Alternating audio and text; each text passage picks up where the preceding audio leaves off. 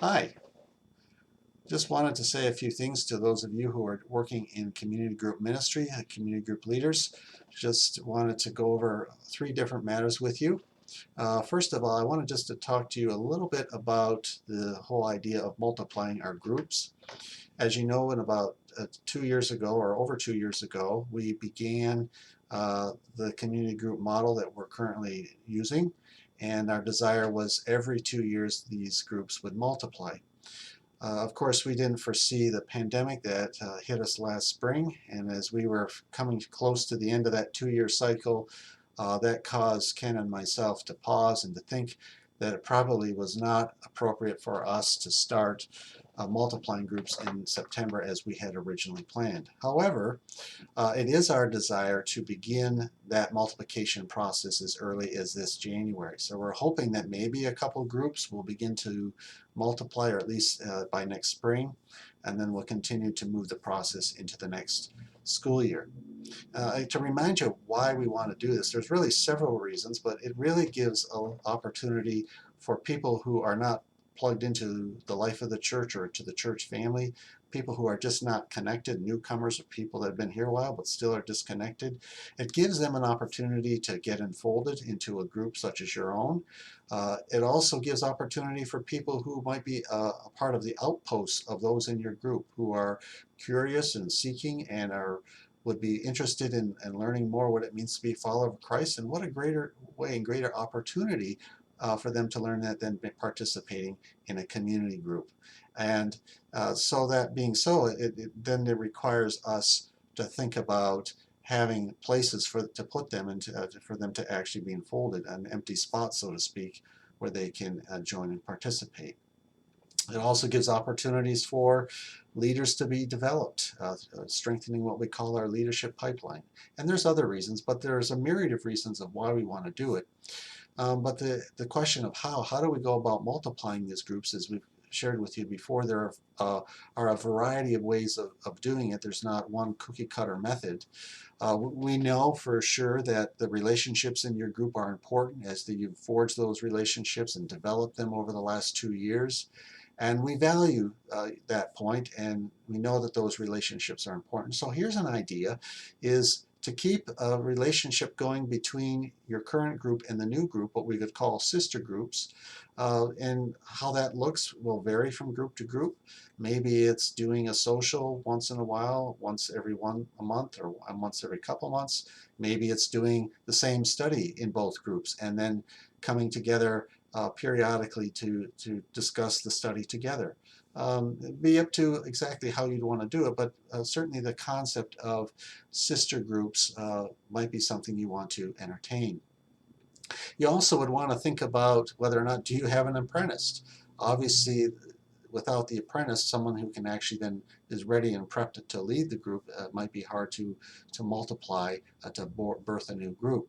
So you want to think about that piece as well as who's going to actually lead the new group. And so if you haven't begun to think about the apprentice, then I would highly encourage that you move in that direction now. And of course, how you go about even doing that is going to vary. I mean, if you're not really even sure, which is possible, you still may not be, well, who would really be in such a role? May I suggest that you might divvy up the responsibilities in the group meeting? Maybe you have a certain few who would be willing to do the Bible study discussion, and others might be willing to lead in the sharing and prayer time of your meeting. Maybe you can appoint someone to be the point person for your missionary, that's the part they take a hold of. Or maybe it's someone who coordinates your snack portion. And then you can sit back for a season and watch and see how things go. There'll be other factors, of course, you want to look at. How well the person participates in the group, how they relate to other people, their spiritual maturity, those factors that we outline some of those things in the group leader manual. You may want to review those things. And of course, the other thing is just to bounce it off of your elder coach or Ken or myself, and to be continuing to pray about it. And then to have your group begin to think about exactly how you're going to move forward. I want to encourage you to begin to talk about it, to discuss it, even if it might be a little bit off down the road before it's actually going to happen, to begin to prepare your group to move in this direction.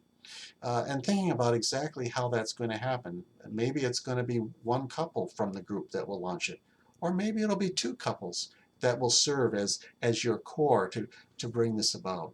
You'll have to think that through and pray it through and just continue to discuss it over a series of weeks and months maybe.